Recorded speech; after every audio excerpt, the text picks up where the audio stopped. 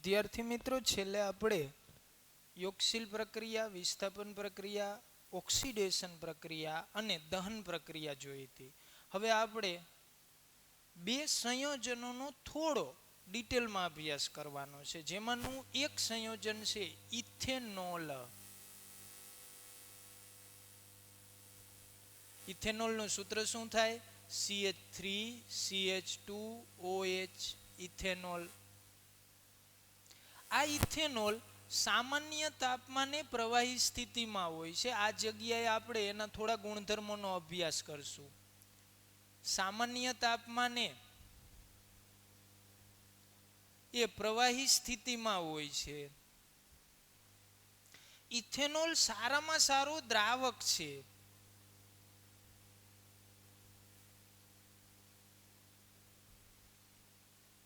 એટલે ઇથેનોલમાં ઘણું બધું ઓગળે છે. દાખલા તરીકે જેને આપણે ટિંચર આયોડિન કહીશી,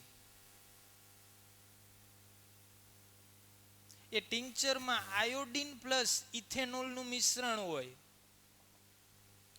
કફ સિરપમાં દ્રાવક તરીકે ઇથેનોલ હોય. કફ સિરપ આપણે જે લઈશી એમાં દ્રાવક તરીકે શું હોય? ઇથેનોલ. ત્યાર પછી ટોનિક્સ આવે, વિવિધ ટોનિક્સ. એટલે તમે જે જોવો છો કે જે સંયોજનો, જે પીણાઓ શક્તિવર્ધક છે. ઘણીવાર તમે એડવર્ટાઇઝ જોવો કે આ પીણું પીવે એટલે એનામાં ખૂબ એનર્જી આવી જાય, એ બધા ટોનિક્સમાં આવે. તો ટોનિક્સમાં પણ દ્રાવક તરીકે ઇથેનોલ હોય છે. કફ સિરપમાં દ્રાવક તરીકે ઇથેનોલ હોય છે. એટલે જેને વાઇન પીવાની ટેવ હોય, દારૂ પીવાની ટેવ પડી ગઈ હોય, ક્યારેક ગુજરાતમાં પોલીસ સ્ટ્રીક થાય ત્યારે દારૂ ન મળે ત્યારે એ મેડિકલ સ્ટોરેથી કફ સિરપ ખરીદતા હોય છે. એટલા માટે ગવર્મેન્ટે અમુક કફ સિરપ એ ડૉક્ટરના લખાણ વિના આપી ન શકાય એવો કાયદો કરેલો છે, જેનું કારણ પણ એની અંદર જે ઇથેનોલ હોય છે ને એ કારણ છે. તો આ બધામાં ઇથેનોલ દ્રાવક તરીકે હોય છે. દ્રાવક એટલે સમજાય, જેમાં ઇથેનોલમાં અહીંયા બીજા પદાર્થો શું થાય છે? ઓગળે છે. આ સિવાય ઇથેનોલનો ઇન્ડસ્ટ્રીયલ યુઝ થાય છે.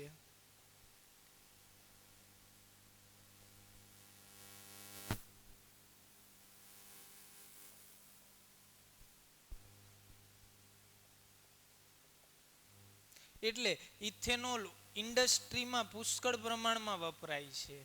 હવે માની લો કે કોઈ વ્યક્તિ ઇન્ડસ્ટ્રીના નામે લાવે અને પછી બોટલો ભરીને વેચે પીવા માટે. તો આવું ન થાય એટલા માટે ઇન્ડસ્ટ્રીયલ ક્ષેત્રે ઉપયોગી દ્રાવક છે એ ઇથેનોલમાં અલ્પ પ્રમાણમાં મિથેનોલ ઉમેરવામાં આવે છે.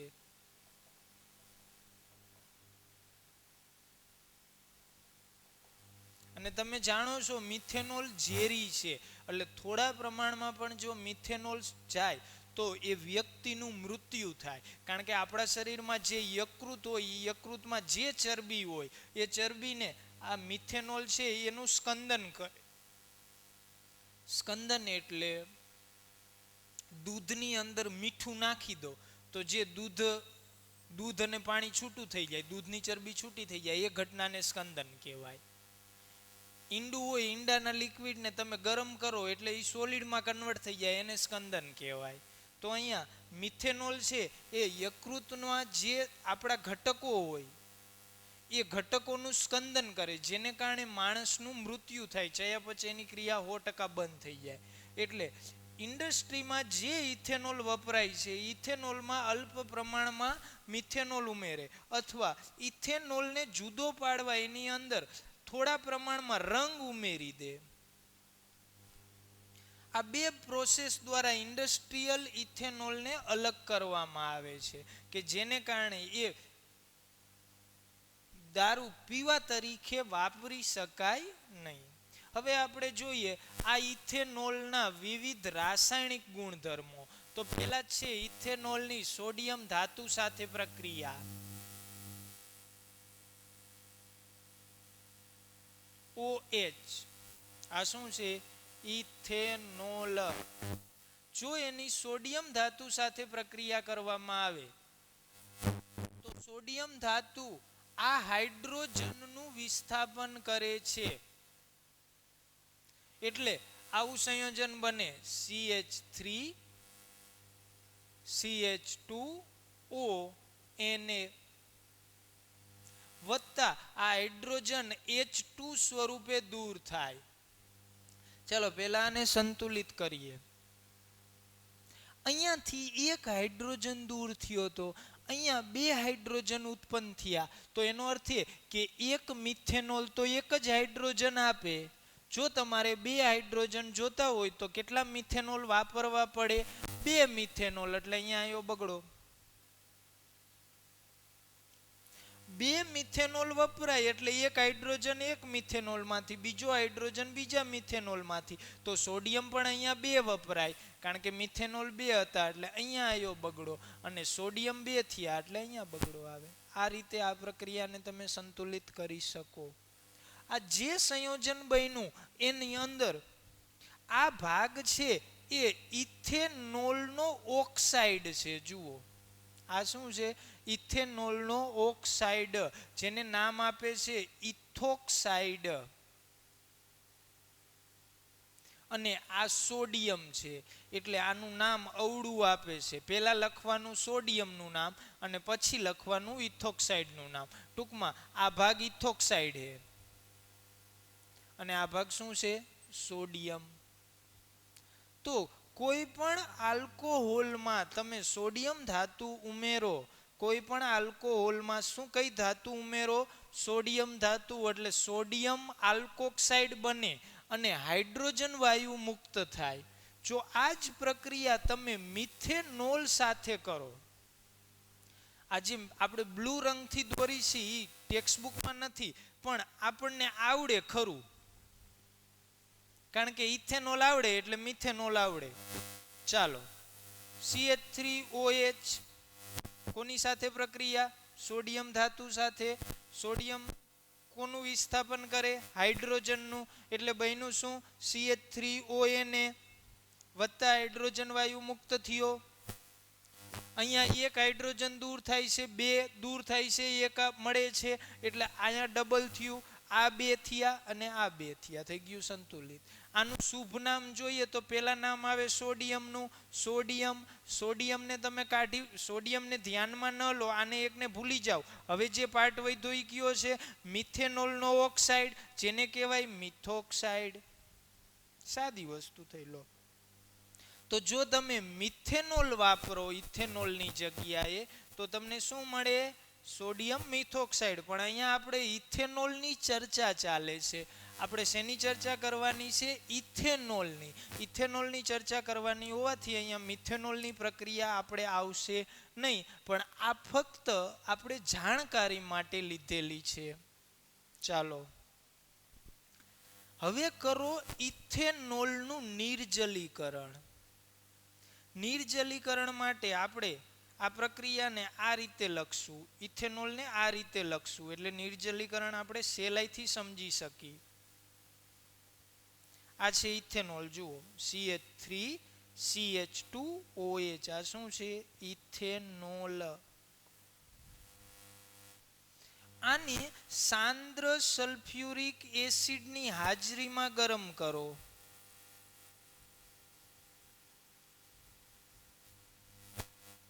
શેની હાજરીમાં? સાંદ્ર સલ્ફ્યુરિક એસિડની હાજરીમાં. તો આ કાર્બન પરથી OH દૂર થાય અને આ કાર્બન પરથી હાઇડ્રોજન દૂર થાય, એટલે આ બે કાર્બનની એક એક સંયોજકતા ખુલે. હાઇડ્રોજન દૂર થઈ ગયો, એક બંધ હતો, અહીંયાથી OH દૂર થઈ ગયો. જુઓ આ બે કાર્બનની એક એક સંયોજકતા ખાલી પડી, જે સંયોજકતા અહીંયા ડબલ બોન્ડથી જોઈન્ટ થાય. દૂર શું થાય? પાણી H2O.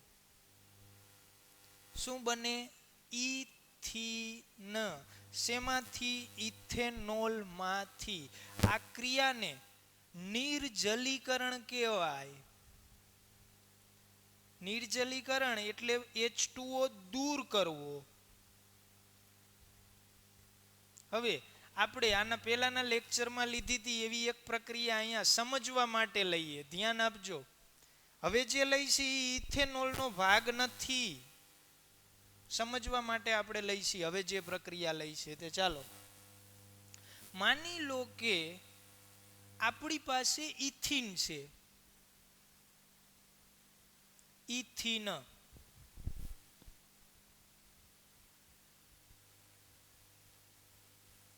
આ શું છે? ઇથિન. આ ઇથિનમાં જો હું પાણીનો અણુ ઉમેરું મંદ સલ્ફ્યુરિક એસિડની હાજરીમાં, તો પાણીનો અણુ ઉમેરું, પાણીમાં શું હોય? H+OH-.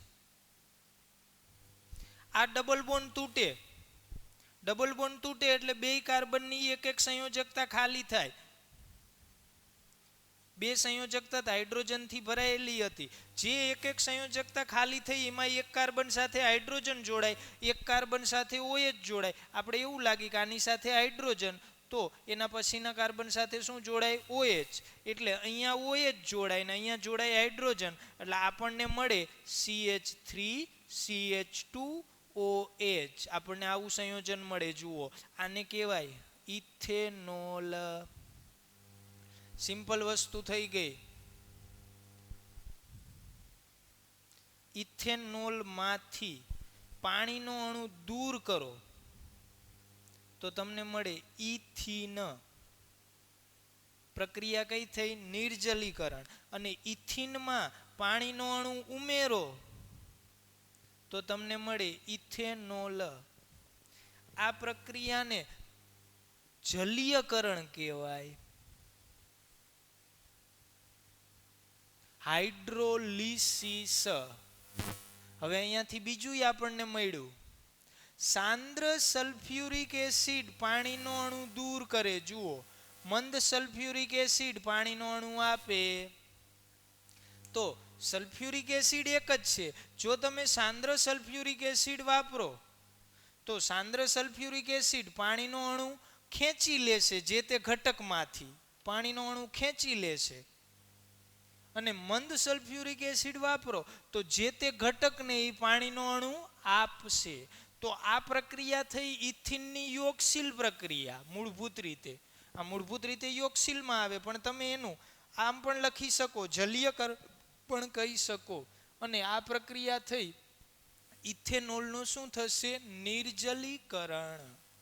અહીંયા આ ઇથેનોલના વિવિધ ઉપયોગો અને સામાન્ય ગુણધર્મો કીધા છે.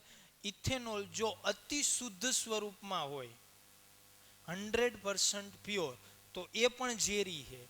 એટલે જે ઇથેનોલ પીવામાં આવે છે એ 100% શુદ્ધ નથી હોતો, એની અંદર પાણી હોય છે અથવા તો થોડું સુગર હોય છે. 100% સુગર એ આલ્કોહોલમાં કન્વર્ટ થઈ હોતી નથી.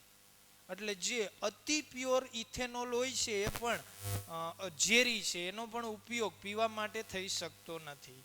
જ્યારે કોઈ પણ વ્યક્તિ ઇથેનોલને પીવે, ઇથેનોલનો નશા માટે ઉપયોગ કરે, ત્યારે એનું ચેતાતંત્ર છે એ થોડું નબળું પડે છે જ્યારે ઇથેનોલ શરીરમાં જાય ત્યારે. એટલે વ્યક્તિને સમયનું ભાન ન રહે, વ્યક્તિ થોડો બેભાન અવસ્થામાં આવે, વ્યક્તિનું ચેતાતંત્ર ખોરવાય, એટલે બેલેન્સિંગ ન રહે, એ દરેક વસ્તુ ભાનમાં ન રહે, અર્ધ બેભાન અવસ્થામાં આવી જાય. અને આનું લાંબા સમય સુધી સેવન કરવામાં આવે તો એ જઠરને નુકસાન કરે છે. એટલા માટે ઇથેનોલનો પીણા તરીકે ઉપયોગ છે એ ગુજરાતમાં થઈ શકતો નથી. ગુજરાતમાં આ પીણા તરીકે પ્રતિબંધિત છે, એટલે એના પર પ્રતિબંધ રાખેલો છે, એનો પીણા તરીકે ઉપયોગ કરી શકાય નહીં. અને મિથેનોલ તો ઝેરી જ છે, આપણે જાણી છે. હમણાં છાપામાં સમાચાર હતા કે આજે કોરોના ચાલે છે, તો કોરોનામાં મિથેનોલથી તમે હાથ સાફ કરો તો કોરોનાના વાયરસ નાબૂદ થાય. તો ઈરાન કે ઈરાક બેમાંથી એક દેશમાં લોકોએ મિથેનોલ પી લીધો કે કોરોના ના થાય. તો મિથેનોલ પીવો તો મિથેનોલ તો યકૃતમાં જે ઘટકો આવે આપણા જરૂરી ઘટકો એનું સ્કંદન કરી નાખે છે, એટલે એ તો પાછો ઝેરી થાય છે. એટલે આ છે ઇથેનોલ અને એના ગુણધર્મો. નેક્સ્ટ લેક્ચરમાં આપણે ઇથેનોઇક એસિડના ગુણધર્મો લેશું. આ હતા ઇથેનોલનું સોડિયમ ધાતુ સાથે પ્રક્રિયા, ઇથેનોલનું નિર્જલીકરણ. હવે પછીના લેક્ચરમાં અહીંયા તમે એક ગુણધર્મ ઉમેરી શકો, ઉમેરવો હોય તો ઇથેનોલનું દહન. દહનમાં આપણે ઇથેનોલ લીધો તો યાદ છે, CH3CH2OH વત્તા O2 બન્યું તો શું, કાર્બન ડાયોક્સાઇડ વત્તા પાણી. તો એ પણ ઇથેનોલના રાસાયણિક ગુણધર્મોમાં આવે, પણ એ અહીંયા એટલા માટે નથી લીધું કે આપણે દહનમાં લઈ લીધું હતું. તો નેક્સ્ટ લેક્ચરમાં આપણે ઇથેનોઇક એસિડ અને એના ગુણધર્મો લેશું. Okay, thank you.